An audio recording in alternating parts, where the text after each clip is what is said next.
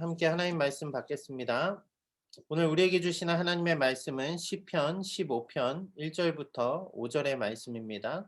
시편 15편 1절부터 5절의 말씀 봉독해 드리도록 하겠습니다. 여호와여, 주의 장막에 머무를 자 누구오며 주의 성산에 사는 자 누구오니이까?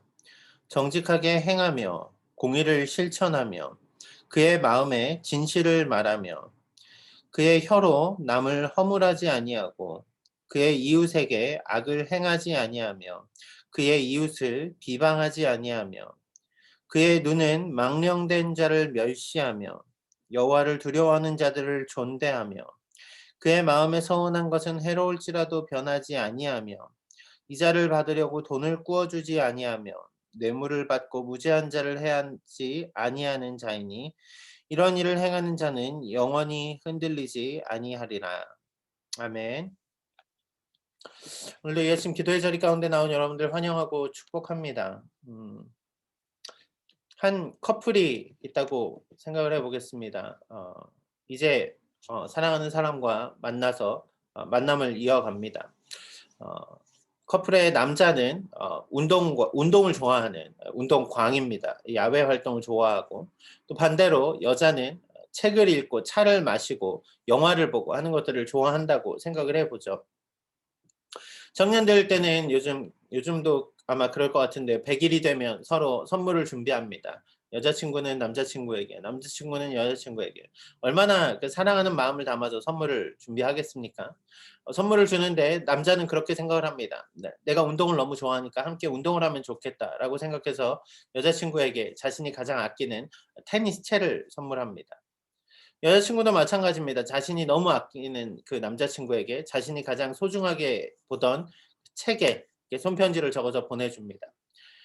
사랑하는 사람이 주는 선물이니까 얼마나 의미가 있겠습니까? 테니스채를 받은 여자친구도 기뻤을 것입니다. 그리고 책을 선물 받은 남자친구도 기뻤을 것입니다. 그런데 여러분, 그런 생각을 해보십시오. 매번 서로 자신이 상당히 아끼는 것들을 사랑하는 사람에게 계속 준다고 해보십시오. 데이트를 할 때마다 내가 가장 그 행복하게 느끼는 그것을 자꾸 상대방에게 권유한다고 생각해 보십시오. 그렇게 될 때 이 커플은 어떻게 될 것 같습니까? 점점 그런 생각을 하지 않을까요? '이 사람은 너무 좋은데 나랑 맞지 않는 것 같아.' 이런 생각하지 않을까요? 제가 드리고 싶은 말씀은 여러분 아마 아실 것입니다. 사랑이라는 것은 나의 기쁨을 채우는 것 이전에 상대방의 기쁨을 채우는 것으로 말미암아 기쁨이 생길 때 그 사랑이 오래갈 수 있는 거죠. 서로가 사랑하는 그 사실은 틀리지 않지만 내가 기뻐하는 그것을 채우려고 했을 때 상대방을 고려하지 않으면, 상대방이 어떠한 것을 원하는지 고려하지 않으면 내 사랑의 방식이 그 사람에게 아픔이 되거나 혹은 고통이 될 수도 있다라는 말입니다. 상대가 원하는 것, 상대가 기뻐하는 것, 상대가 정말로 그것을 받고 행복해하는 그러한 것을 해주는 것이 진정한 사랑 아닐까요? 오늘 제가 왜 이런 예를 들고 시작을 하냐면, 오늘 본문에 보면 하나님께 올라가는 사람들이 어떠해야 하는가라고 다윗이 기록을 하고 있습니다. 무엇입니까? 우리는 하나님을 사랑한다라고 해서 우리가 원하는 것들, 우리가 좋아하는 것들, 우리가 가장 가치 있다고 여기는 것들을 하나님께 내어드립니다. 예, 소중한 일입니다. 하지만 그 이전에 더 중요한 사실이 있다라는 거죠. 하나님을 사랑하는 자, 하나님 앞에 서는 자, 그들은 하나님이 주시는 은혜, 하나님이 기뻐하시는 그 사람이 어떠한 사람인가를 알아야 된다는 말입니다. 하나님이 기뻐하시는 삶을 살아야 된다는 말입니다. 그러한 하나님의 마음에 합당한 자, 오늘 본문은 바로 그 메시지를 담고 있습니다. 그런 의미에서 오늘 하나님이 기뻐하시는 자는 어떠한 사람일까요? 본문은 10가지 주제를 놓고 할 것과 하지 말아야 할 것을 구분하며 우리의 삶에 도전을 주고 있습니다. 하나님이 기뻐하시는 사랑의 언어, 하나님과의 아름다운 교제를 위해서 오늘 본문 말씀을 한번 잘 묵상하시기 바랍니다. 그리고 이 말씀 가운데 오늘 그 사랑의 언어에 반응하는 우리 모두가 되었으면 좋겠습니다. 시편 말씀 계속해서 다윗의 시편을 보고 있습니다. 15편 1절 말씀은 이 시가 어떠한 사람들을 위해 불려지는 시인지를 명확하게 제시해 주고 있습니다. 1절 말씀입니다. 여호와여 주의 장막에 머무를 자 누구 오며 주의 성산에 사는 자 누구 오니이까. 본문은 주의 장막에 머물 자 누구며 주의 성산에 사는 자 누구입니까? 라고 이제 두 개의 질문을 하고 있습니다. 하지만 둘이 하나의 질문을 하는 거죠. 강조를 하고 있는 것입니다. 시적인 표현이니까요. 주의 장막과 주의 성산은 무엇입니까? 주의 장막이라고 하면 우리가 출애굽기에서 계속 살펴본 말씀, 하나님의 거하시는 성막을 말합니다. 주의 성산이라고 하면은 성산과 장막이 함께 쓰일 때는 예루살렘을 의미하는 말씀을 담고 있습니다. 그러니까 주의 장막, 주의 성산은 그쵸, 하나님이 함께 하시는 그 거룩한 곳, 주의 성전을 말하는 것입니다.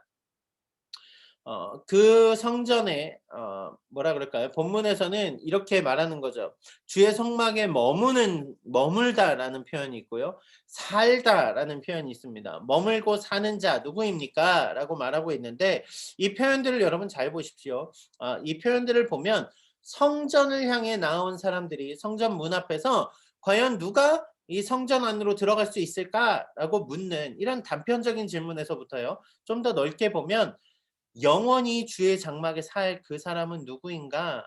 마치 시편 61편 4절에 보면 이런 말씀이 나오거든요. 내가 영원히 주의 장막에 머물며 내가 주의 날개 아래 피하리로다. 이 머물다라는 것이 영원히라는 말과 이렇게 쌍을 이루는 단어라는 거죠. 그러니까 하나님과 영원한 삶을 살아가는 우리, 하나님의 나라를 소망하며 살아가는 우리에게 주시는 말씀인과 동시에 당시 유대인들을 그 하나님의 성전 앞에 성전을 들어가기를 기다리는, 그러니까 특별한 성전을 입장하기 위한 노래, 이 두 가지 성격을 모두 담고 있다라는 이야기입니다. 하나님과 영원히 함께 거하는 사람, 그들의 삶은 어떠해야 될까요? 오늘 하나님의 성막, 그 하나님을 앞에 나아가는 사람들, 하나님 앞에 서는 자들은 어떠한 삶을 살아야 될까요? 오늘 본문은 마치 십계명에서 모세가 말하듯이 해야 될 것과 하지 말아야 될 것, 이것들을 중심으로 설명을 하고 있습니다. 한번 그 내용들을 같이 살펴보죠. 본문 2절부터 제가 조금씩 끊어서 살펴보겠습니다. 2절 첫 번째 어떤 것을 말하고 있습니까? 정직하게 행하며 라고 말합니다. 정직하게 행하며. 여러분, 하나님 앞에 서는 자는 정직해야 됩니다. 여기 먼저 긍정에 대한 명령을 하는 거죠. 정직하게 행하라입니다. 여기 본문에 나오는 정직하게라고 하는 정직이라는 말이 그 원어적인 표현을 보니까 온전히라는 말을 담고 있습니다. 온전히. 그럼 무슨 말입니까? 이 단어가 어디에 쓰이냐면 성막에 드려지는 제물이 흠이 있으면 안 되잖아요. 그래서 온전한 제물이라고 할 때 그 온전함과 같은 단어입니다. 하나님 앞에 첫째로 온전하게 해야 되는데 행하라라고 말을 하죠. 그러니까 삶의 어떤 도덕적인, 윤리적인, 그리고 하나님 앞에 그 온전함과 진실함, 정직함이 행함으로 나타나야 된다라는 얘기입니다. 일상생활 가운데 우리는 어떠한 삶을 살아갑니까? 이 정직하게 행하라는 것은, 온전하게 행하라는 것은 흠 없는 삶을 살아가야 된다는 말이죠. 악과 동떨어진 삶입니다. 세상을 쫓아가는 것이 아니라 구별된 삶, 거룩한 삶을 살아가는 것을 말합니다. 하나님 앞에 진실하고 정직하게 서는 삶을 살아가는 자들이 하나님 앞에 서게 된다는 얘기죠. 그런 의미에서 오늘 우리는 정직하게 행해야 됩니다. 무엇입니까? 오늘 하나님의 자녀로 온전한 삶을 살아내야 됩니다. 두 번째 명령입니다. 공의를 실천하며라고 말합니다. 공의를 실천하며. 여러분, 공의, 정의라는 말이 어디에 쓰입니까? 이게 법정적인 겁니다. 너는 죄가 있다 없다를 가릴 때 너는 의로운 사람이다, 너는 죄인이다라고 말하는 표현이라는 거죠. 그러니까 공의를 실천하며라는 말은 율법을 지키는 삶, 무엇입니까? 하나님의 말씀을 따라가는 삶을 살아야 된다라는 것입니다. 이것은 율법을 지킨다라고 표현할 때 우리가 그거는 좀 율법을 통해서 구원을 얻는 게 아닌데, 율법을 너무 이렇게 외식적으로 행하는 바리새인들, 그런 사람들의 모습이 떠오를 수 있겠지만 그 말이 아니에요. 무엇입니까? 이것은 겉으로만 지키라는 말이 아니라 율법을 쫓아 살아가는 삶을 살라는 이야기인 거죠. 그러니까 율법을 쫓아 살아가는 사람들, 그 사람들이 하나님 앞에 설 수 있는 자라는 말입니다. 하나님의 말씀을 따라 사는 사람들이 하나님 앞에 설 수 있는 자라는 말이죠. 그런데 여러분 잘 보십시오. 율법을 쫓아 산다고 해서 실제로 거룩해지는 것은 아닙니다. 다시요. 율법을 쫓아 사는 삶이 의로운 삶을 하나님 앞에서 의롭다 할 만큼 우리의 죄를 모두 씻어주는 것은 아니란 말이에요. 하지만 구약의 개념에서 본다라면 우리가 율법의 테두리 안에 있을 때 하나님이 우리를 온전하지 않지만 아직 그 죄의 문제들이 여전히 남아있지만 하나님이 의롭게 봐주신다라는 이야기입니다. 그러니까 은혜로 하나님 앞에 설 수 있는 그것이 무엇을 통해서 하나님 앞에 나아갈 수 있다라고요? 율법을 행함으로 말미암아서요. 오늘 우리의 삶에서도 마찬가지입니다. 우리는 더 넓은 범위로 하나님의 말씀을 실천하는 삶을 살아갈 때 우리는 그 말씀의 행함 때문에 하나님 앞에 설 수 있는 것이 아니라 하나님이 의롭게 봐주셨기 때문에 그 삶을 살아감으로 인해서 하나님이 기뻐하시는 자가 하나님과 동행하는 자가 될 수 있다라는 이야기죠. 세 번째 본문에서 뭐라고 말합니까? 그의 마음에 진실을 말하며 그의 마음에 진실을 말하며 마음이라는 사실을 우리가 잘 봐야 됩니다. 여러분 마음이 진실하다라는 것은 그 마음에 거짓을 말하지 않는 사람을 말합니다. 이 마음에 거짓을 가지지 말라는 이야기는 야 거짓말하지 마라고 말하는 반대의 부정적인 의미보다 실은 더 강력한 긍정의 의미를 가집니다. 너 그렇게 착하게 살아야 되는데 가식적으로 사는 게 아니라 진짜 마음으로 그렇게 살아야 돼라고 말하는 거죠. 마음 속의 진실을 나타내라라는 것입니다. 마음에서 우러러나오는 진실함이 나타나야 된다는 얘기입니다. 왜요? 마음에 그렇지 않으면 우리의 행동이 외식하는 행동이 되니까요. 우리의 행동이 가식적인 게 되니까요. 우리의 마음으로부터 중심으로부터 진실이 우러나오는 삶을 살아야 된다라는 이야기입니다. 하나님 앞에 설 때 우리는 영과 진리로 섭니다. 우리의 중심을 하나님 앞에 내어 드리는 것입니다. 진정한 우리의 마음을 드릴 때 하나님이 기뻐하시는 삶을 살게 된다라는 이야기죠. 우리는 우리의 속을 너무나 잘 압니다. 죄가 가득한 우리의 생각들을 잘 압니다. 그래서 사람들을 대할 때 우리는 좋게 말하기 위해서 내가 비록 싫지만 좋게 말하기 위해서 그들에게 뭐라 그럴까요? 직구를 던지지 않습니다. 우리는 좀 돌아가며 말하고 내가 싫지만 그래 괜찮아 멋있어 예쁜 것 같아 말해주죠. 여러분 이것이 덕을 세우는 면에서는 물론 아주 중요한 사실입니다. 우린 그리스도 안에서 남을 세워주는 말들을 하기 위해 더 훈련해야 되는 어떤 훈련이 필요합니다. 하지만 더 중요한 것은 뭐냐면요.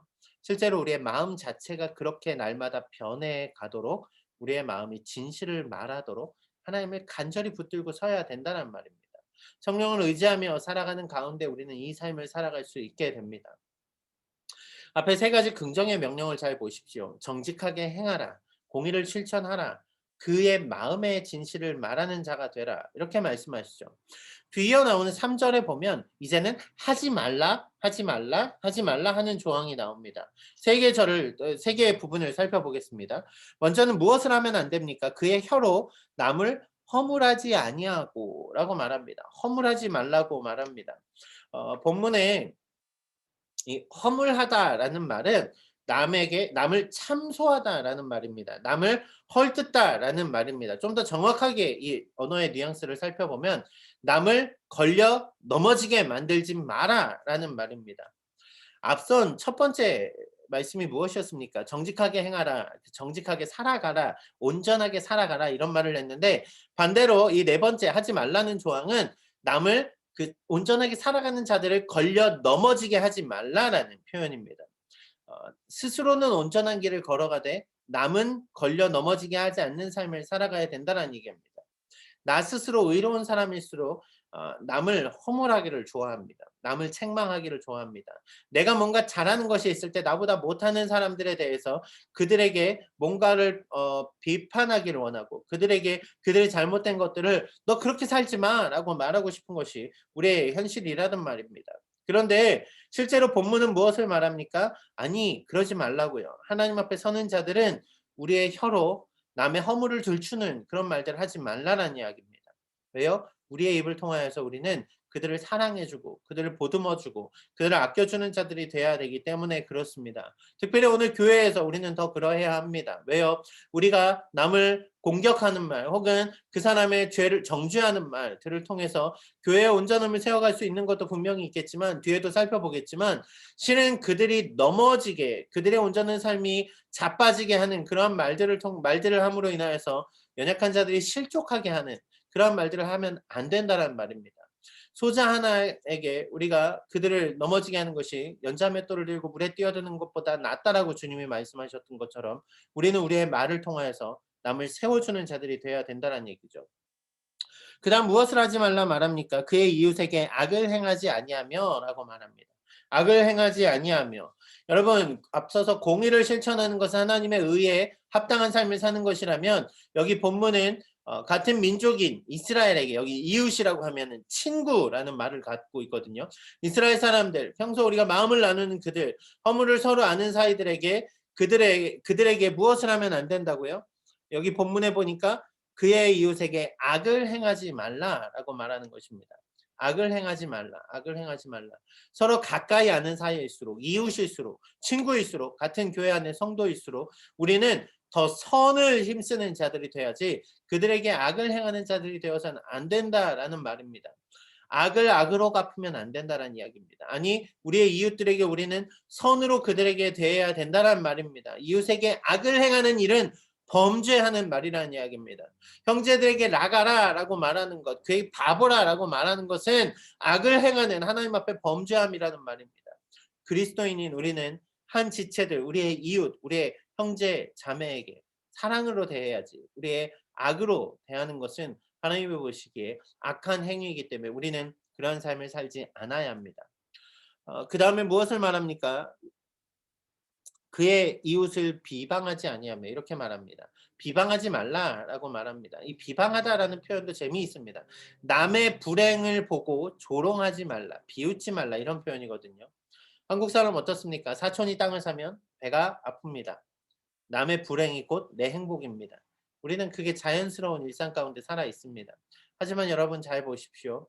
우리는 진실한 삶을 살아가는 자들입니다. 우리는 형제의 아픔을 보고 그것을 보고 고소해하는 것이 아니라 형제의 아픔 가운데 우리가 함께 아파해주고 우리의 자매가 눈물을 흘릴 때 우리가 함께 울어줄 수 있는 그런 공동체가 되어야 된다는 말입니다. 남의 넘어짐을 보고 비방하는 것, 우리의 남을 조롱하고 웃는 것, 그런 삶이 우리에게 나타나서는 절대로 안 된다는 말입니다. 이어지는 구절들도 이처럼 긍정과 부정의 명령을 갖는데요. 4절 말씀에도 보십시오. 그의 눈은 망령된 자를 멸시하며 약간 부정적인 표현 같지만 실은 멸시하라라는 명령이거든요.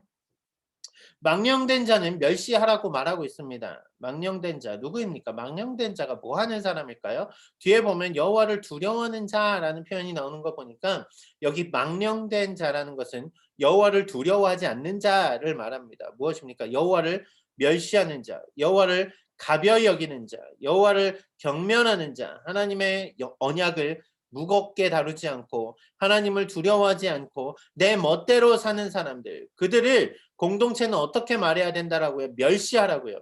여기 멸시하라라는 말도 단절에 대한 이야기입니다. 무엇입니까? 그것은 무시해버리라 이런 말입니다. 여러분 교회가 사랑으로 품어주는 공동체입니다. 그리스도의 사랑으로 모두를 감싸는 공동체입니다. 하지만 교회를 썩게 만드는 것들이 있습니다. 무엇입니까? 죄입니다. 하나님의 말씀을 가벼이 여기는 행동들입니다. 하나님의 말씀을 가벼이 여겨도 괜찮아 사랑해 사랑해 아니요 그게 아니란 말입니다. 하나님이 기뻐하시는 삶을 살지 않는 것을 떠나서 하나님을 멸시하고 하나님을 경멸하고 하나님을 두려워하지 않는 자들을 본다라면 그러한 죄들이 교회 안에 그냥 있게 두어서는 안 된다란 말입니다. 단호하게 대처해야 된다는 말입니다. 여러분 죄에 대해서만큼은 우리는 단호하게 그것들을 바라봐야 됩니다. 죄는 우리에게 영향을 주어서는 안 됩니다. 죄가 우리를 넘어뜨리게 그냥 두어서는 안 됩니다.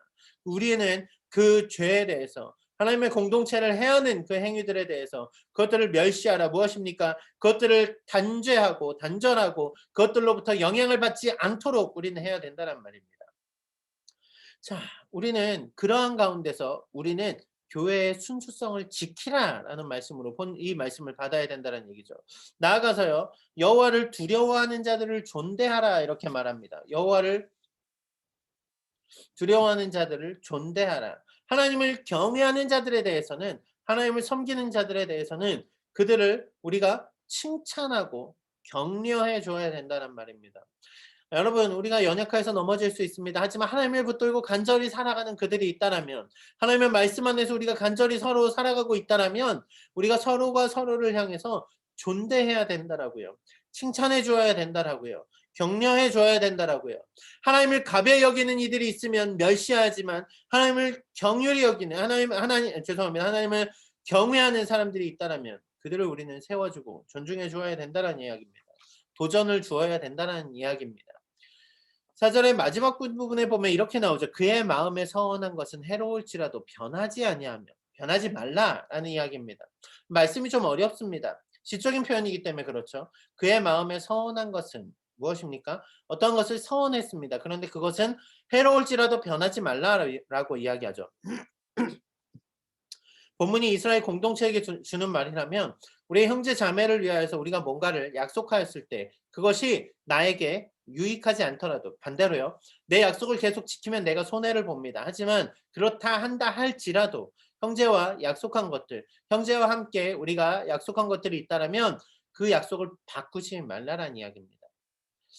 여러분 우리가 불리해지면 했던 말을 번복합니다. 우리가 신실하지 못하기 때문에 그렇습니다. 내가 약속을 했는데 그 약속을 깨면 어떻습니까?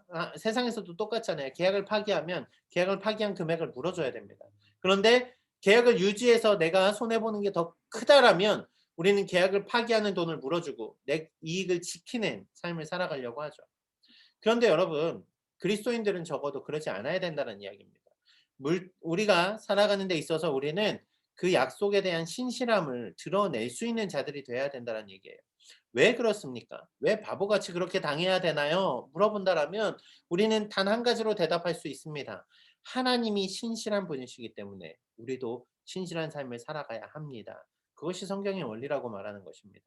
서운한 것이 해로울지라도 변하지 말라라고 말하는 것. 그렇게 하지 말라고 말하는 것은 그 신실함을 지키는 것이 우리의 이익을 지키는 것보다 더 소중한 일이기 때문에 그렇다라는 이야기죠. 마지막은 물질에 대한 것입니다. 이자를 받고 돈을 구워주지 아니하며 뇌물을 받고 무죄한 자를 해하지 아니하는 자라고 말합니다. 이자를 받으려고 돈을 구워주는 자 무엇입니까? 상대가 필요한 그 필요를 통해서 내 유익을 채우려는 삶, 그러한 삶을 살지 말라는 이야기입니다. 뇌물을 받아서 내가 채워짐으로 말미암아서 남에게 뭐라 그럴까요? 정의롭지 않은 것들을 눈 감아주지 말라는 이야기입니다. 둘 다 같은 물질에 대해서 다루고 있다는 것은 실은 우리가 물질에 대해서 그만큼 연약하기 때문에 성경은 말합니다. 특별히 오늘날 물질 만능주의 세상에서 세속적인 세상에 살면서 우리는 물질에 대해서 올바른 관념을 가져야 됩니다. 무엇입니까? 여러분에게 주어진 돈이 다 해악이라고 말하는 것이 아닙니다. 여러분에게 주신 물질 누가 주셨습니까? 하나님이 주셨잖아요. 그렇다면 우리는 돈을 벌기 위해서 빌려주는 자들이 아니라 형제의 어려움을 보면 도와주는 자들이 되어야 된다는 말입니다. 여러분 우리가 형제의 어려움을 우리가 우리의 이익을 위해서 남의 것이 뇌물을 통해서 우리가 그들에게 해줄 필요가 없다는 얘기예요. 왜요? 우리는 그저 선으로 그들에게 대하면 되는 자들이니까요. 우리의 주신 물질을 통해서 우리는 그저 하나님의 뜻에 맞게 사용하는 것, 그것까지가 우리의 물질에 대한 온전한 청지기적인 소명이지 우리의 유익을 채우기 위해서 잘못된 행동들을 하는 것, 그것은 하나님의 마음에 합당한 삶이 아니란 이야기입니다. 오늘 본문을 10가지 하라, 하지 말라의 조항들로 살펴보았습니다. 어떻습니까? 상당히 짧은 시임에도 불구하고 오늘 본문은 우리에게 많은 것을 말해주지 않습니까? 그렇다면 왜 이렇게 해야 되고 하지 말아야 되는 것들이 있습니까? 앞선 말씀으로 다시 돌아가야겠죠. 하나님 앞에 서는 자, 하나님을 믿고 따르는 자, 하나님 앞에 나아가는 자, 영원히 하나님과 동행하는 자들은 하나님이 기뻐하시는 삶을 살아야 된다는 말입니다. 하나님 앞에 서는 것이 은혜입니다. 하나님과의 사랑의 관계로 회복된 것이 은혜입니다. 그렇다면 우리가 이러한 삶을 사는 것은 이게 우리의 책임이야, responsibility 그런 개념보다 더 우리에게 은혜로서 당연히 살게 되는 삶이 되어야 된다는 말이죠. 말씀을 정리해 보겠습니다. 앞서서 저는 커플의 잘못된 그 행동들에 대해서 이야기했습니다. "내가 너무 좋아하는 것을 내가 좋아하는 사람에게 줍니다." 여러분 그 말은 맞아요. 하지만 그 말이 뭐라 그럴까요? 음 그 말이 그 사랑을 온전히 세워가는 사랑의 방법은 아니란 이야기입니다. 잘못된 사랑의 언어란 말입니다. 무엇입니까? 상대방이 기뻐하는 것, 상대방이 즐거워하는 것, 그것을 채워주는 것, 그것을 내가 나타내는 것, 그렇게 살기 위해 노력하는 것, 그것이 바로 진정한 사랑의 언어 아닐까요? 사랑할 때 가장 중요한 것은 자기중심적이면 안 된다라고 말씀드리는 것입니다. 진정한 사랑은 이타적인 사랑에서 나온다라는 이야기입니다. 상대방의 기쁨을 채워주는 가운데서 나온다라는 말입니다. 하나님과의 관계에서도 마찬가지입니다. 하나님을 사랑하는 그 마음이 클 때 우리는 그 마음을 어떻게 표현할까 고민하게 됩니다. 그런데 여러분, 우리가 가장 잘하는 것, 가장 좋아하는 것, 가장 소중히 여기는 것, 하나님께 드리는 것 좋습니다. 예, 좋아요. 하지만 모든 것이 가하지만 모든 것이 유익한 것은 아닙니다. 우리가 잘못된 것도 하나님은 내 모습 이대로 사랑하셔? 아니요. 죄를 미워하시는 하나님을 안다라면 우리의 삶도 하지 말아야 될 것들을 하지 않아야 된다는 이야기입니다. 하나님이 어렵더라도 더 사랑을 베푸는 것을 원한다라면 우린 그 사랑을 해 주어야 된다는 이야기입니다. 왜요? 그것이 사랑의 관계이기 때문에 그렇습니다. 우리가 여호와의 산에 거하는 자, 여호와와 함께 영원한 삶을 살아가는 성도라면 오늘 우리의 삶에 하나님의 기쁨을 이루어가는 삶을 통해서 우리의 삶은 진정한 예배의 삶이 회복될 거란 말입니다. 마지막 절의 말씀은 이렇게 오늘 본문을 마무리합니다. 영원히 흔들리지 않는다라고요. 영원히 흔들리지 않는다. 우리는 그 하나님의 사랑 안에 하나님이 기뻐하신 삶을 내어 드릴 때 흔들리지 않는 삶을 오늘 살아가게 될 것입니다.